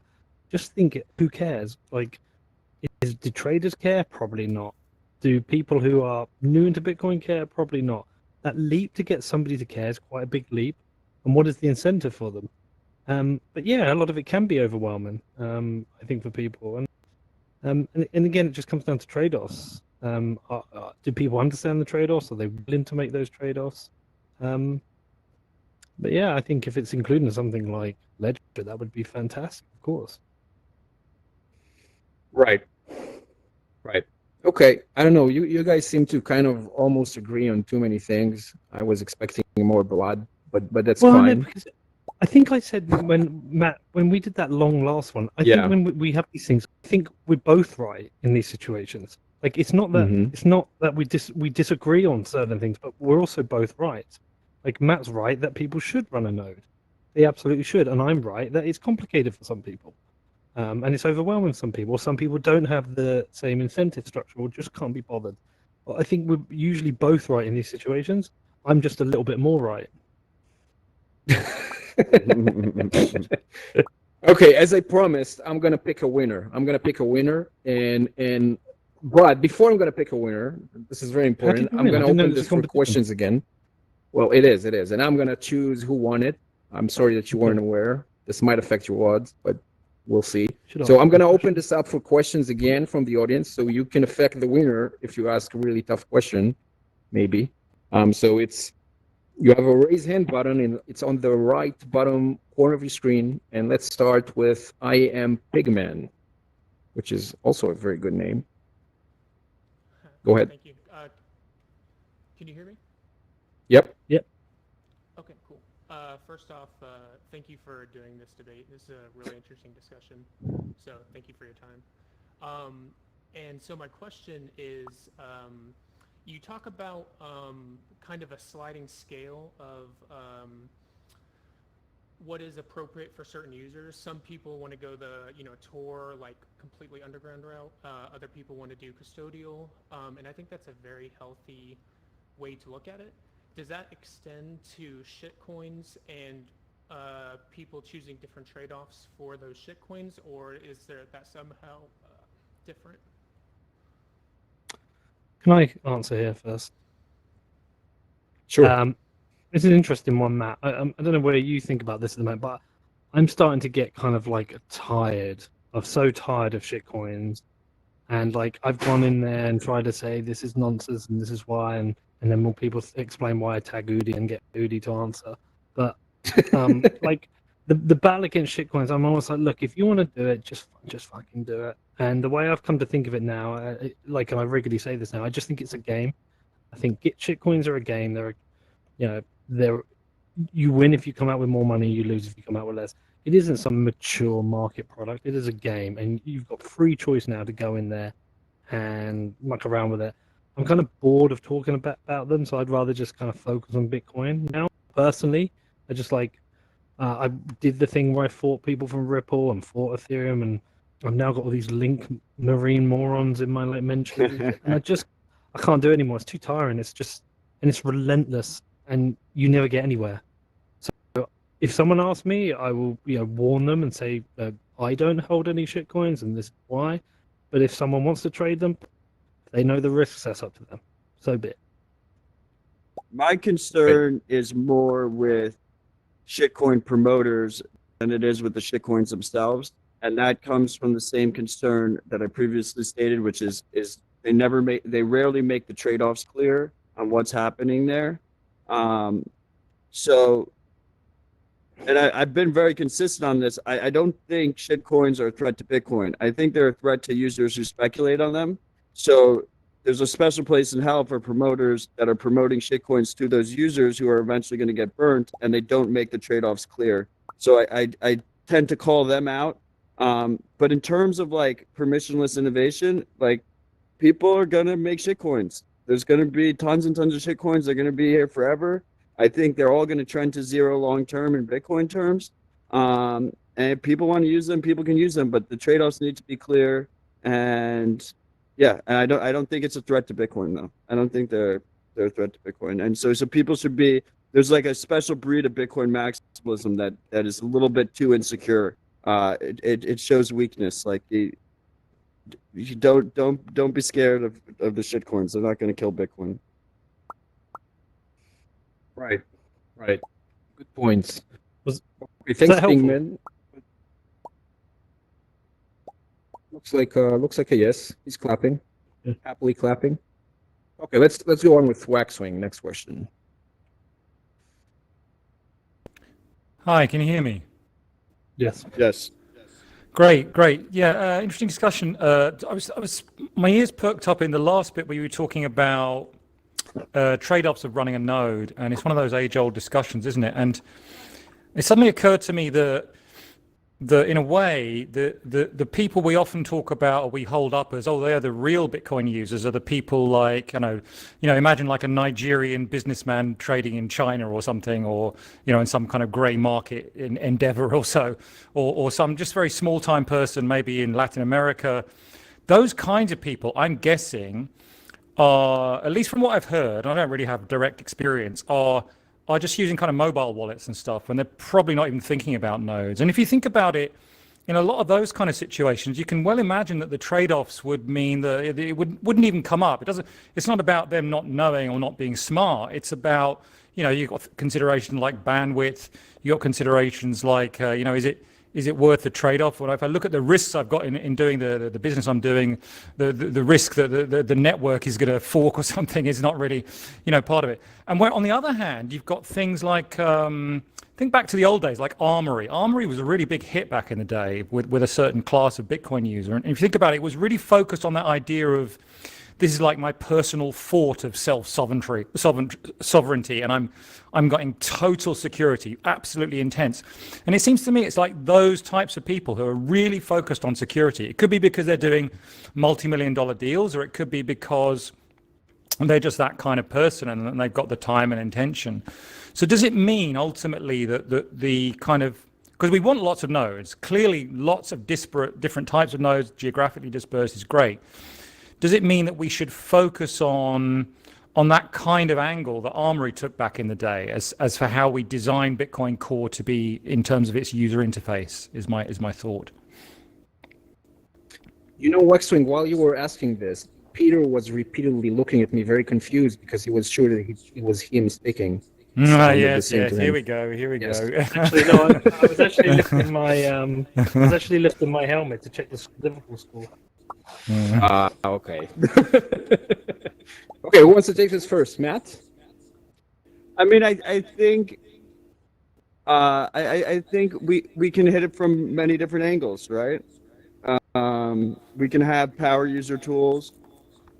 We can have more accessible nodes for maybe like a medium level user that wants to level up their situation. They know that they shouldn't be trusting their privacy with a centralized company that could be pressured or it could, the data could leak or get stolen.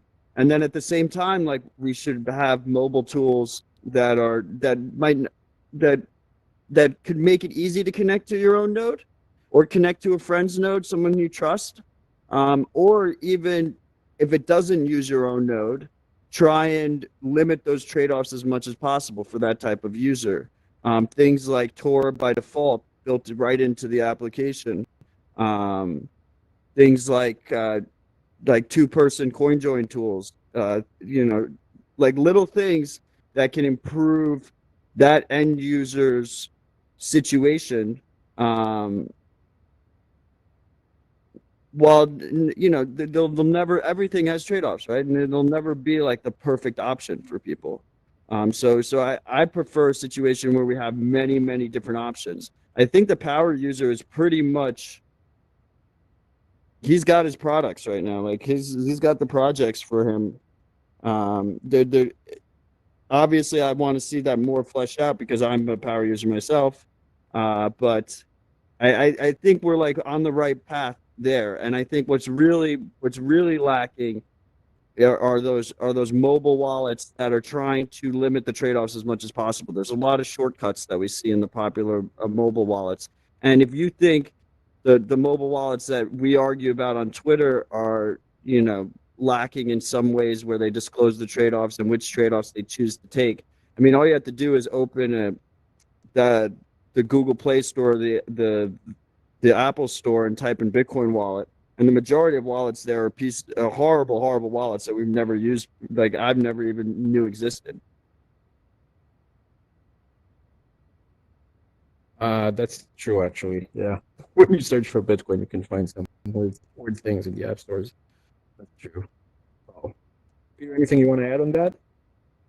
I'm more interested in things that abstract things away for people. So when Matt's a power user, I don't know what the opposite of a power user is, but I'm that. And I kind of like the idea of like, I just want things where it's just done for me.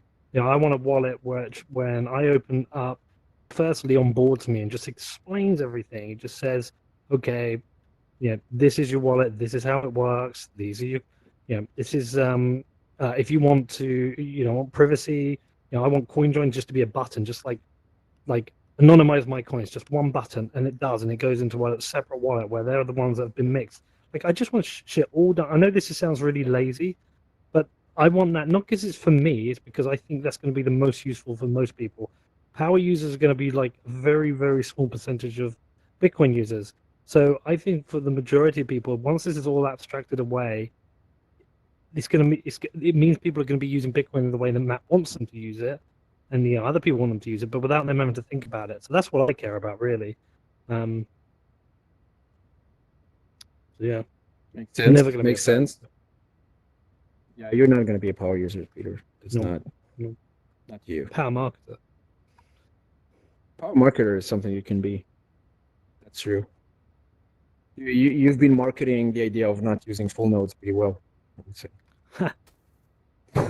Okay, I'll stop.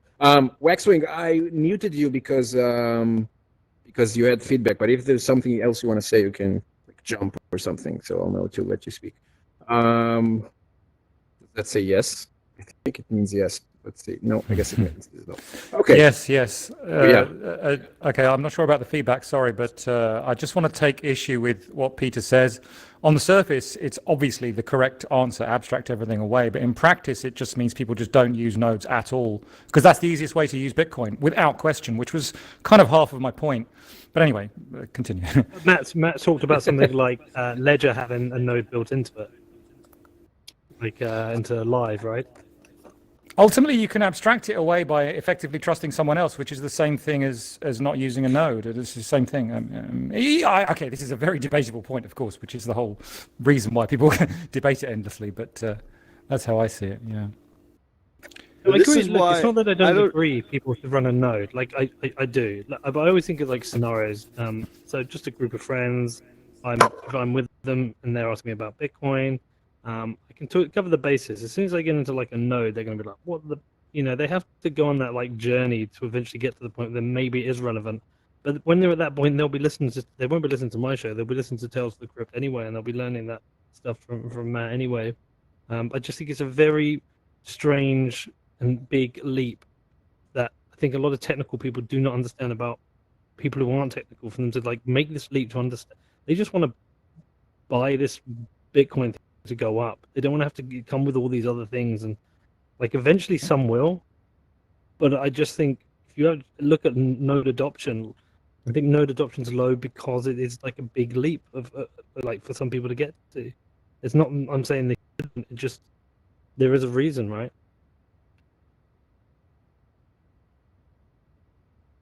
No one's debating this, and I'm just this- an objective journalist. This is why. Okay, Matt.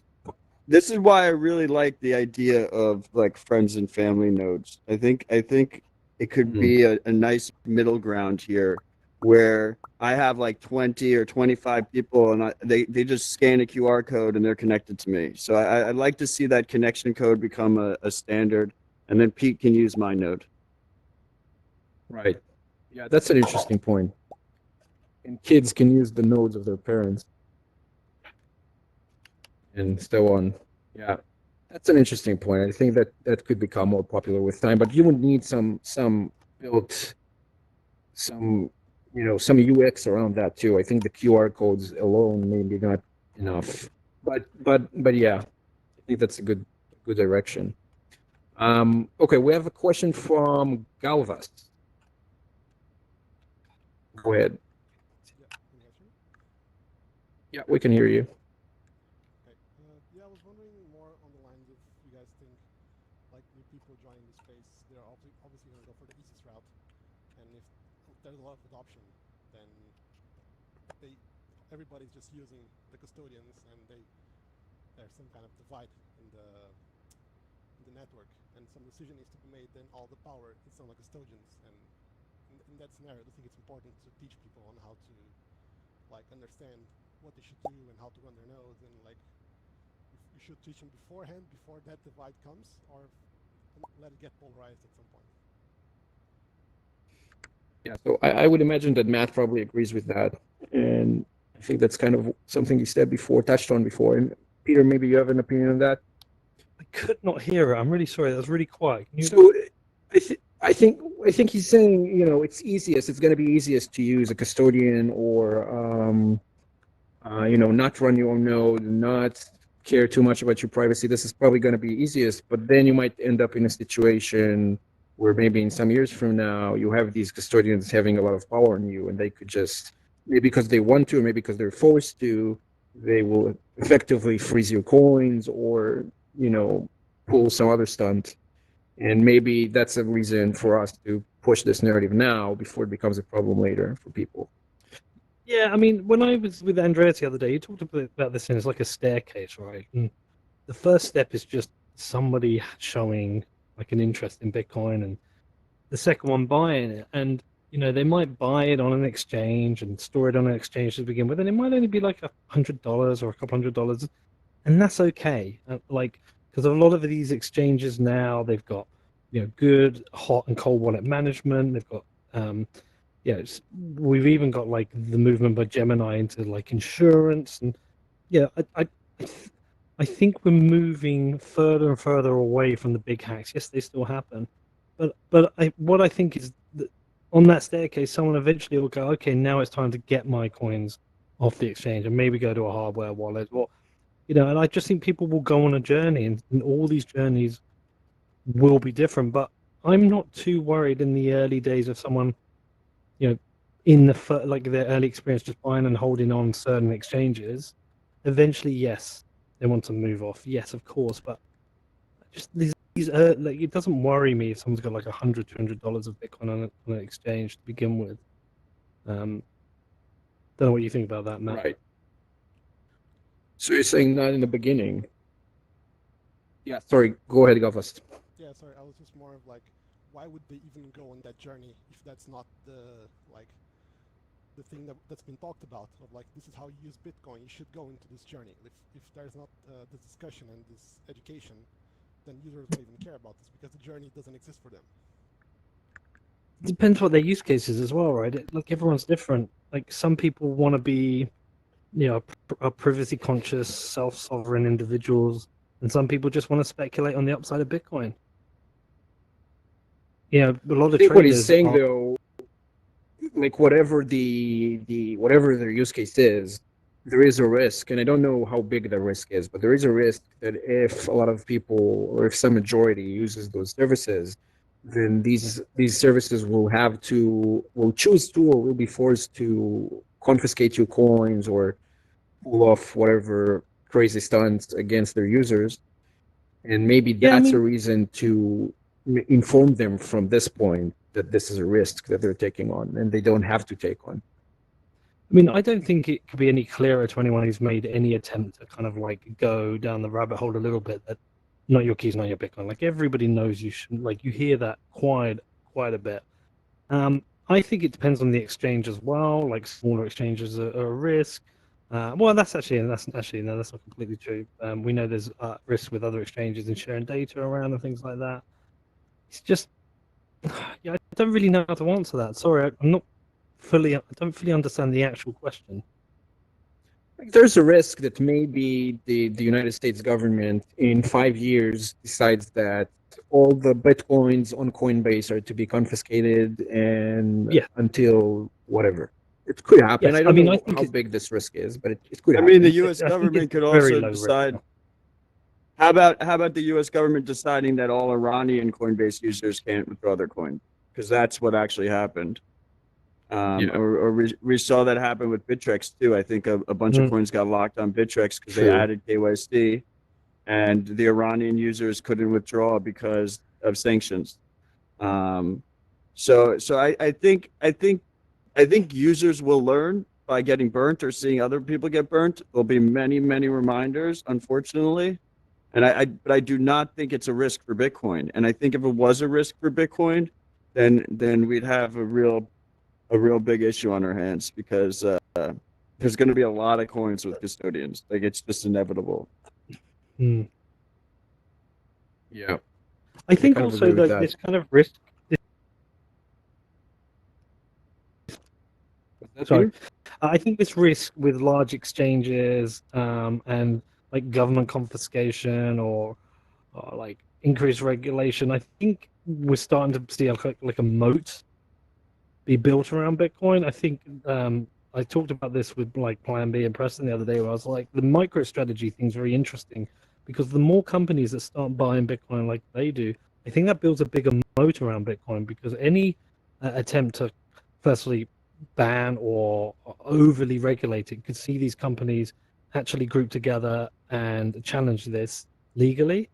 And then the scenario where the government, I don't know, like, Matt, do you worry about a scenario where the government goes and confiscates all the Bitcoin?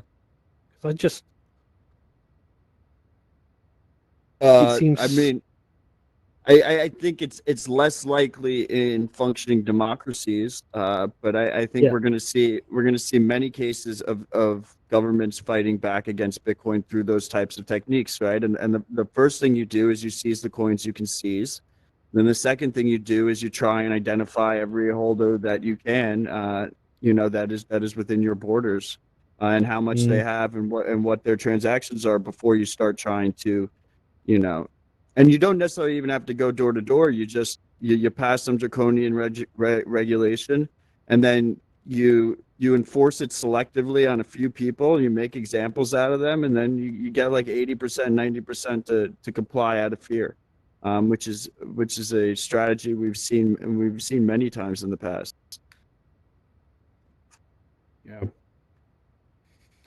Yeah, that could happen. Again, I don't know how big that risk is, but it could happen, and of course, it differs from country to country. I can see the value in talking about it. Then again, I don't know if it's something we need to talk about all the time. I don't know. It's a tough question. Thanks, Galvas, for the question, and I'm going to take the last one from Hero. Yes, go ahead. Hello, guys. This question is for Peter, and then I have one for Matt as well. So, given on how popular this question was, what is an XPUB, right? It started a meme. It started, a lot of conversation, even at BitBlock Boom. Given how successful this is, I truly consider it a very successful meme. What is your next big question that you think that it will stir this thing up again, Pete? And from Matt, which is the question that you think Pete should actually ask again to start this, maybe an exponentially, Twitter rage war, and maybe we're gonna see each other sitting here again in a month. I mean, just honestly, the whole reaction to it threw me. It was just like, it was like a conversation came up in my feed between two people. I was like, XPUB? Think about it. Like, what is that? Just like an honest, meaningless question, and boom, everyone goes fucking mad. And it was just like, I just didn't understand it. But I guess, gosh, what's the next thing? I mean, there's a couple of things I haven't asked about where I've like, holy shit, I cannot ask that, because if I ask that, someone's going to lose their shit. But I tell you what I am interested in is Matt's good friend Marty Bent has been talking about discrete log contracts, and I'm very interested in his hype around them. Like, why is he so hyped around that? I think that's very interesting, and I'm super excited to learn a bit more about that. Beyond that, I don't know. I can't tell you what it is because I won't know till I see it. But I have no doubt when I see it, I will raise it, and unashamedly, I will raise it, and I will continue with my belligerent approach to technology. And yeah, I think it's. I feel no shame with doing it. But I don't know what it is until it happens, right? It's just got to wait for something to pop up in my feed and I go, oh, what the fuck's that? Well, for DLCs, there was a good talk here on Reckless VR by Ben the Carmen. You can catch it on YouTube. It's actually not long, just like 20 minutes. So I can catch you up pretty quick, and then you can ask about it on Twitter, and I'm sure that everyone will love that. Matt, what do you think Peter should ask? Or is there... I hope he does keep asking things. I think he's scared. No, well, I don't care. Yeah, I don't care. No, I don't. Come on, have I changed? Have I changed at all? Like, people lose their shit. Have I ever changed, like, my approach? No. Yeah. No, Yes, you're you still have. the same non-technical. What non-power have I? user. How have I changed, Matt? You stopped with Yeah, the shitcoins. Yeah, you used to have a lot of shitcoins on your show. No, I mean in terms of like my approach to tech and. No, I think you UX. should keep Never asking changed. questions. I'll be upset if you stop asking questions. Yeah. Everyone Yep. should try and improve their knowledge and their understanding, and they should give people a fucking break, because it's not like we know everything. That's true. Except for me, but I try to stay out of it because I'm a journalist and I'm supposed to be objective. I'm not supposed to have an opinion. So, okay. I think that was journalists a can good... have an opinion, by the way. Journalists can have an opinion. They No, no, they should put can't. them out there. They can. That's it. I have an opinion about that. So, and I can mute you if you disagree, Peter. So I wouldn't go there. Fair enough.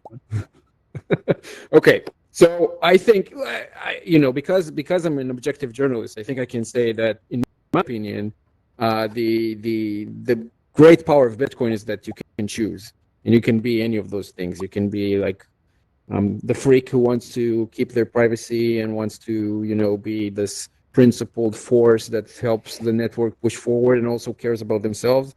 Or you can be someone who only cares about the Bitcoin price. That's fine too, and we need those people too. And that's great. Or whatever you want to be, that's great. Bitcoin lets you do all of those things. And I just wanted to say this heartwarming thing before I declare the winner. So the winner of today's face-off debate, which in my opinion makes them the best Bitcoin podcaster, is of course Pump, also known as Anthony Pompliano. I think he really wins this debate because he didn't get into it at all. And he didn't have to ask what an XPUB is. He has people taking care of XPUBs for him, probably. He just doesn't have to really think about this. And he has the best podcast for sure. Really, you should all listen to it. I don't know if you care about full nodes or not, but But that's the great thing about Pump's podcast. It just doesn't talk about full nodes. You know, you're trying to appeal to newbies, but you keep talking about full nodes. Why? They don't care. You don't need to tell a newbie that he doesn't need to know about full nodes. They know that they don't care about full nodes. You don't need to tell them that. So Pump talks about other things. You see, that's the way to get them. Okay, anyways. Thank you all for showing up. Thank you, Pump, for winning this debate. And I guess, well, what we're going to do now, as we do every week, is jump over to VR chat. If you guys are not too tired or too distraught over this debate, that you can join VR chat too. It's kind of cool. It's like going out for a drink after a meetup. You have cool avatars and cool worlds and stuff. And I'm going to send the details for that on the Telegram. And you can take a break for 15 minutes, or you can stay here and chat and have fun. I'm going to unmute everyone. And that's it. Thank you guys for coming. This was awesome. I really enjoyed Bye. Thanks, guys. Thanks, Udi. Yeah. Bye. Thanks. Okay, you guys have voice. You can speak. You should be able to. Free at last. Udi is the real winner. Udi, you're the real winner. Kind of quiet. Am I?